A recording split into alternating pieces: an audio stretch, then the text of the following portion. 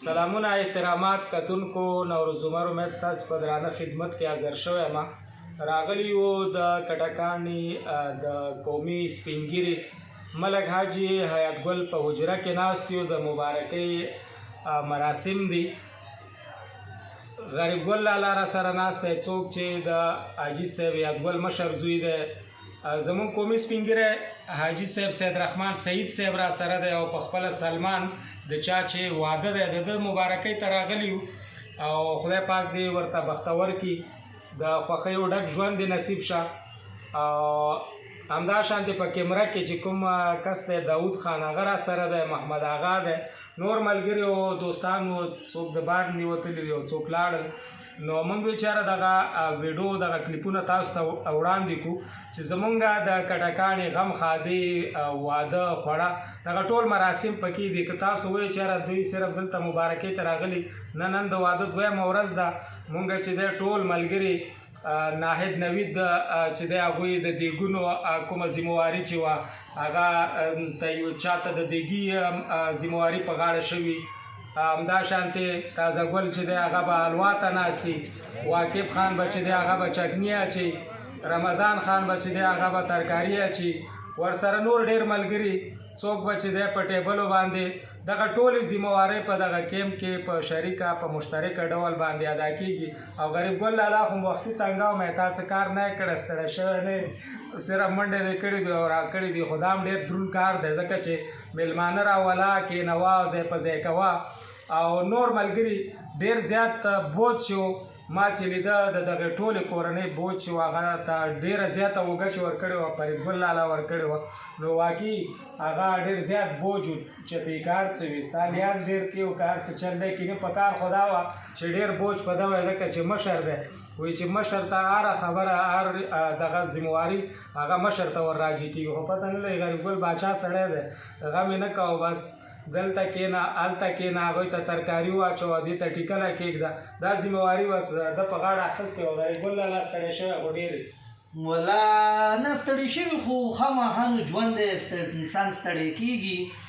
خو ما ته مې دیرونه وی چې ته به بس صرف خلکو سره استقبال یې کوه، نو ټوله ذمهواري د مونږ په غاړه ده. د ته زامنو دارونو مطلب تاسو وایي ایران دوستان، نو تاسو نه زه یو جهان مننه کوم، زه تاسو نه پرېښودم، ما به څه کار کړی وه.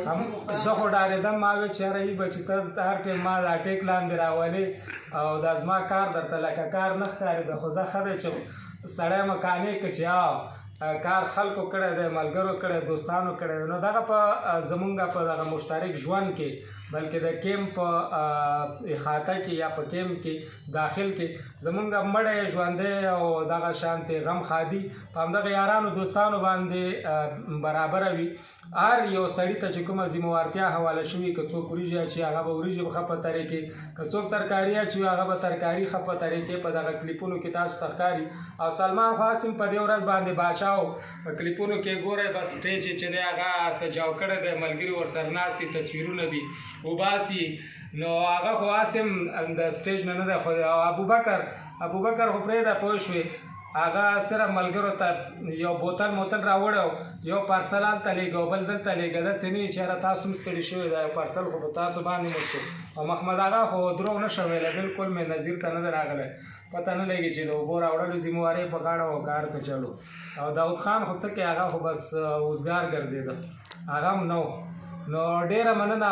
ما وی چېرې دغه څو کلیپونه د خوښۍ د واده د ښادۍ دا تاسو سره شریک کړو. مشر که څه پیغام لري مبارکۍ؟